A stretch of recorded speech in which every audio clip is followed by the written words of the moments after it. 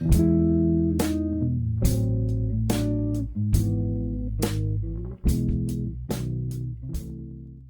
ora, I'm Erin J. Doyle. Welcome to my channel.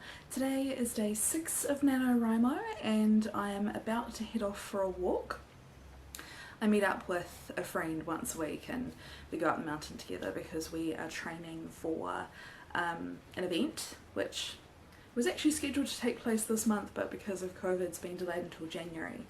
But we're keeping up the training because we're trying to get our time down to less than 2 hours, so very important. I'm going to go and do that.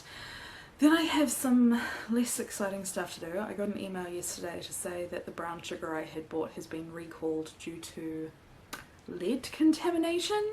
Oh, what a joy that I had already opened it. It'll be fine, like it won't be dangerous levels according to the email. But obviously still unacceptable levels. So I have to take the packet back to the supermarket for a refund, but I empty my brown sugar into a container to make it safe from ants. So I got that email and I was already like heading off to bed, and I was like, because I didn't check it earlier, not because they were emailing me at a ridiculous hour. And initially I thought, oh, I'll deal with it tomorrow. And then I thought, hang on a second.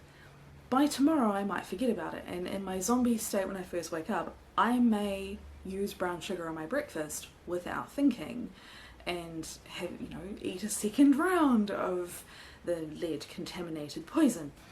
So I thought the best thing I should do is throw out the sugar that's in the container and just, unfortunately, go through the rubbish and find the packet so I can take it back to the supermarket and get refund.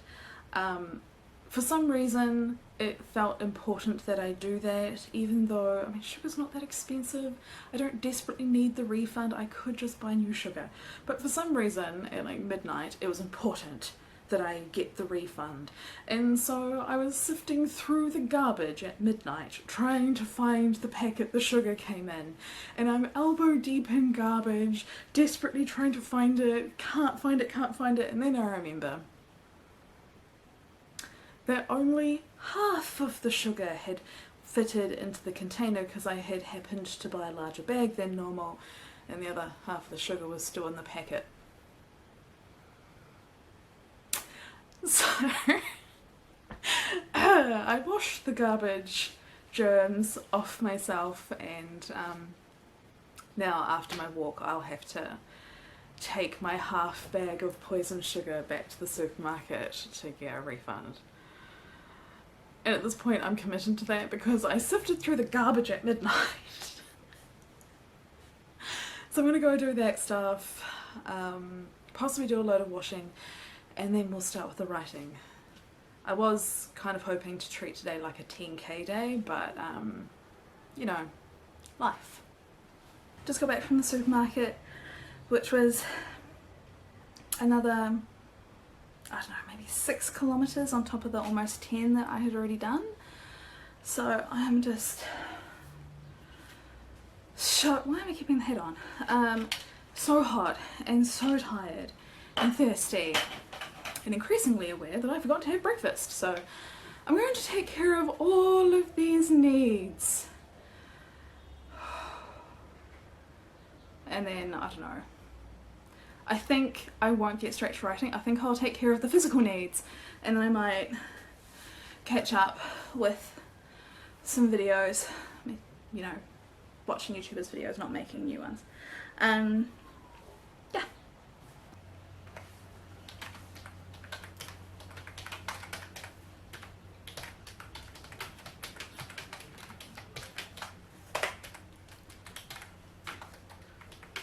I've been thinking about the story tracking spreadsheet, which I've shown previously, where I have columns for the main event and secondary events in each chapter and anything that we learn about the setting or the main character. And then I've color coded the boxes depending on whatever I write in, like, you know, we learn the character is blonde or whatever. Color code it accordingly so I can at a glance see which chapters contain elements that fall into which plots. Some chapters might have 2 or 3 secondary events which relate to more than one arc, but I can't make the boxes more than one colour. So I'm thinking I may have to actually fiddle with the spreadsheet.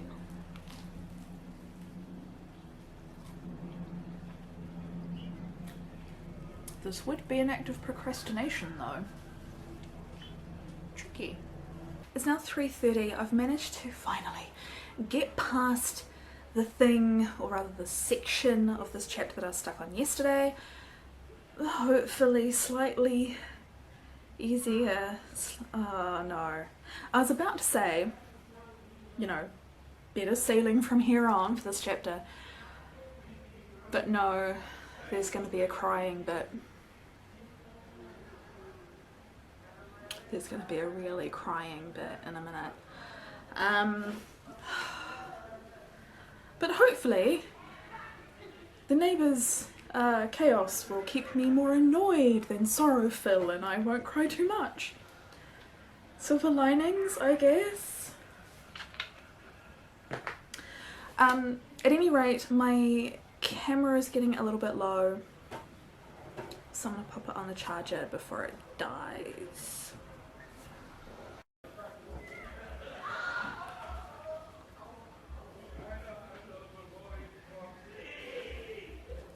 Hate them.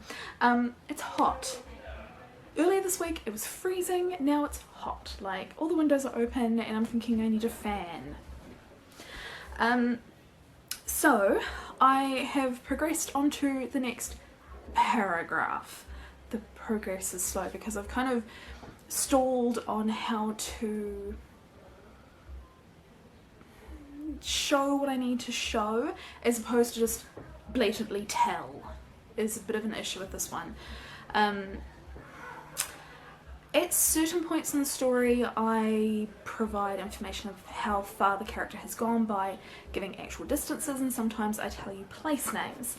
The way I had written it in the first draft on this particular occasion is just give the place name, and I've realised that isn't useful because the distance that this place is from the church in Santiago de Compostela matters. This is the town that is 100 kilometres from the church. It's the final place that a pilgrim can start walking the Camino and still claim to have walked the Camino. You have to have covered at least 100k in order to get your Compostela, or your certificate of completion, at the end and have your sins forgiven if you are Catholic. So it's an important town to have reached. It's like the big milestone town to have come to if you started before there, which obviously my character has. And I've basically just got the character arriving in the town, and that's kind of it. Whereas given what's happening in the story, there needs to be some kind of emotional acknowledgement of the arrival at this particular milestone and what it means for what she's achieved and what she has left to do. And without just getting telly about like, it is 100 kilometres and, you know, you have to reach this town before you can get your Compostela and bloody, it's just like, how do I finagle it? So I'm stalling on that and getting distracted by the heat. I think it is time for a cold drink to perhaps improve the brain functionings. While I have your attention, read this book. It is amazing. Oh my god. It's just a fantasy adventure. The main character is dead. She is serving time as the librarian who looks after all of the unwritten or never written, never created books and artworks of all time which exist in the library in hell. So she has, like, you know, amazing Persian rugs by weavers who never made them, and copies of every book that has never been written. And it's amazing. It's a good adventure story in general.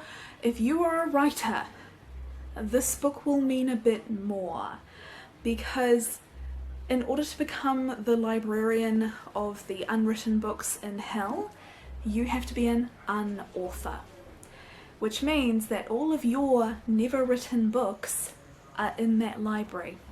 So somewhere in the library that, like, obviously massive library that she looks after, are all the books she never wrote.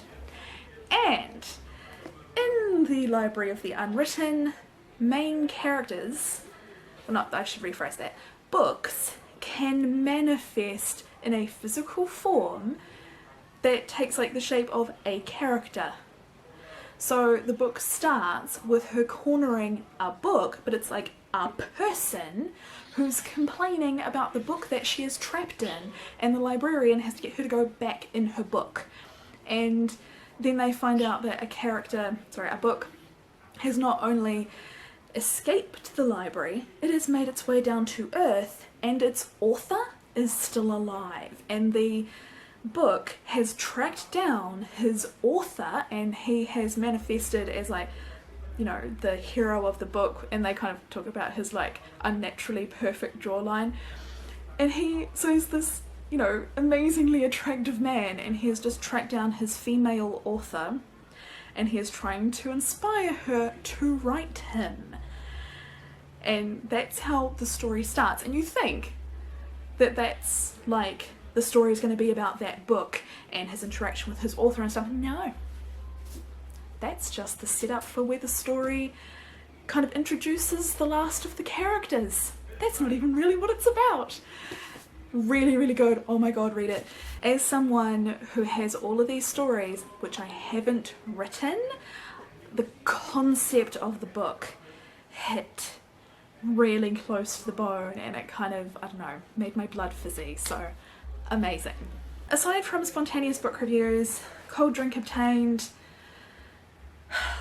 gonna try and persevere. It's just quite difficult to try and give a lot of necessary information to understand what is happening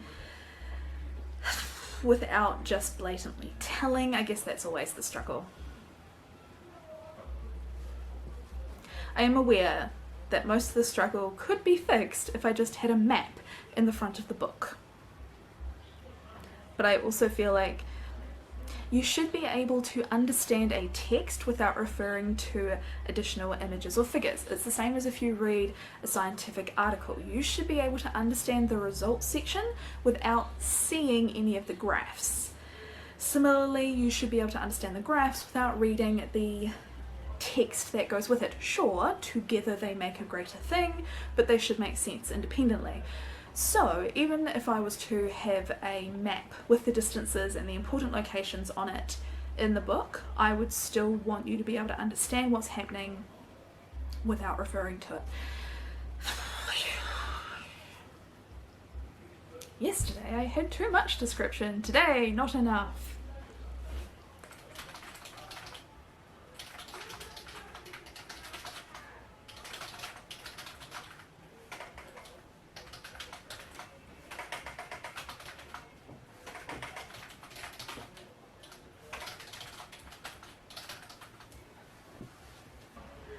I have finished chapter 45.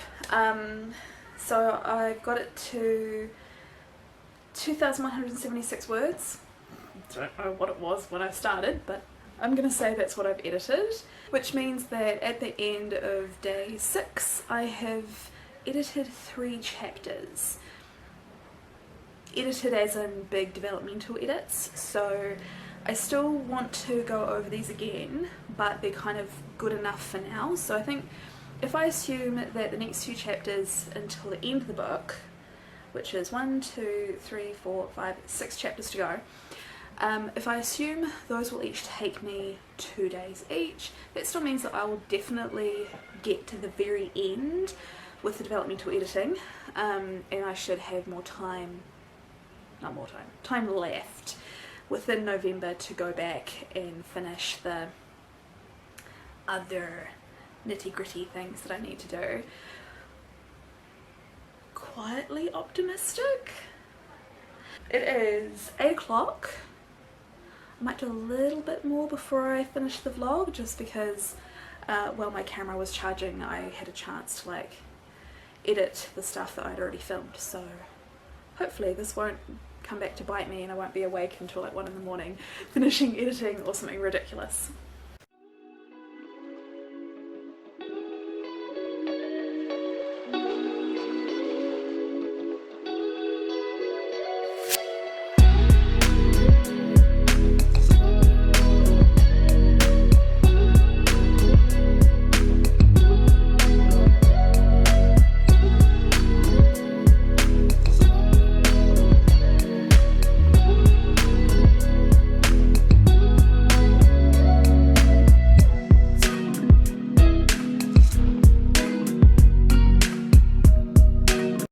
Now 9:35 and I have completed chapter 46, which is 1,985 words edited. Feeling good about it. I have noticed, even though I perceive editing as a word reducer, my word count has gone up. So on the 1st of November my word count was 84,764. It is currently 85,082. Obviously it's process, it goes up and down. I feel like it got close to 86,000 at one point. No, that's probably a bit of an exaggeration, but it's definitely been higher than it currently is just in the course of this day. So I've definitely added quite a bit, taken away quite a bit. Still have no idea what the final word count will be, but it is currently at an acceptable level. Like I said, I'm feeling really good. Don't know if I will keep working this evening. I would like to get an early night, but I don't know. I'm going to play that one by ear, I guess. For now, I'm going to end the vlog here. If you've enjoyed this video, do the clicking of the like button, hit subscribe and ring the bell if you haven't already, and I'll see you tomorrow. Bye!